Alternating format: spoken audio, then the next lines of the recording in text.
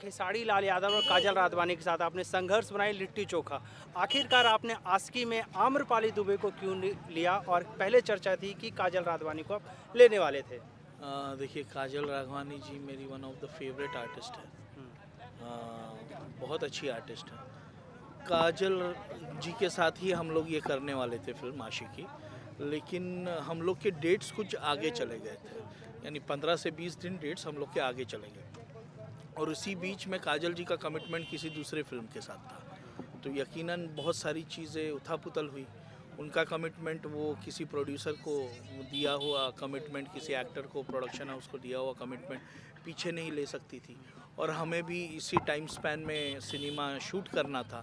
किसी कारणवश आम्रपाली जी की फिल्म जा रही थी माई, वो किसी कारणवश, क्योंकि डायरेक्टर की शायद से जहाँ तक पता चला उनकी तबीयत ख़राब थी, तो वो डिले हो गई। तो उसके बाद हम लोग को वक्त मिल गया कि हम लोग आम्रपाली जी के साथ में ये काम कर सकें। सर, एक सुपरस्टार, एक यूट्यूब क्वीन, इन दोनों की जोड़ी को कंबाइन करना कितना डिफरेंट हो रहा है आपके लिए?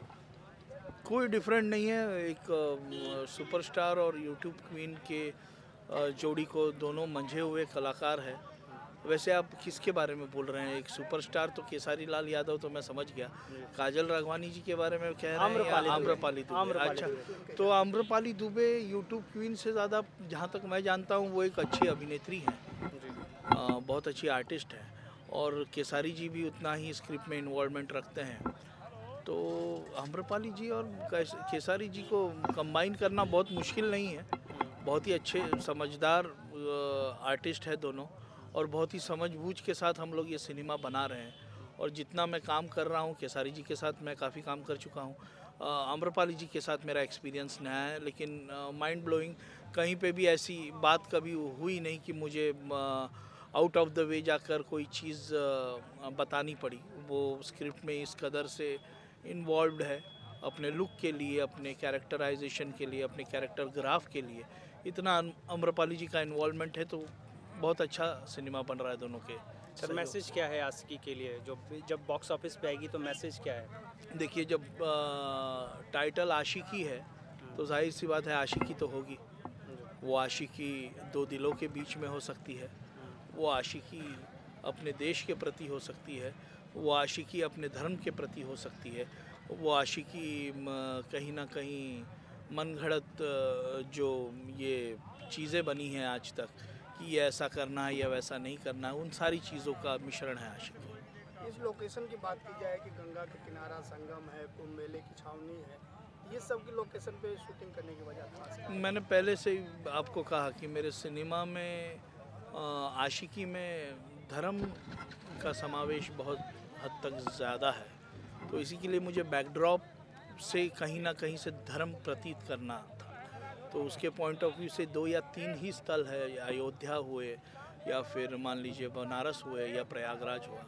तो यहाँ पर 2-3 ऐसे जो जगह है जहाँ पर हम लोग इसको प्रतीत कर सकते हैं फ्रेमिंग द्वारा, कि केवल पोशाक से और बोली से ना धर्म महसूस हो, लोगों को सिनेमा से और विजुअल से भी वो धर्म प्रतीत होना चाहिए, इसीलिए ये स्थल चुना। इसमें खेसारी लाल जी, आम्रपाली जी के साथ साथ और कौन कौन कलाकार नजर आएंगे? इसमें है श्रुति राव, काव्या सिंह राजपूत, पप्पू यादव, सुबोध सेठ, प्रीति सिंह, कुणाल सिंह, बीना पांडे जी, संजीव मिश्रा, राकेश त्रिपाठी, यदुवेंद्र यादव, प्रकाश जैस, और बहुत सारे कलाकार हैं, विकी बबुआ, ऐसे बहुत सारे कलाकार हैं इसमें।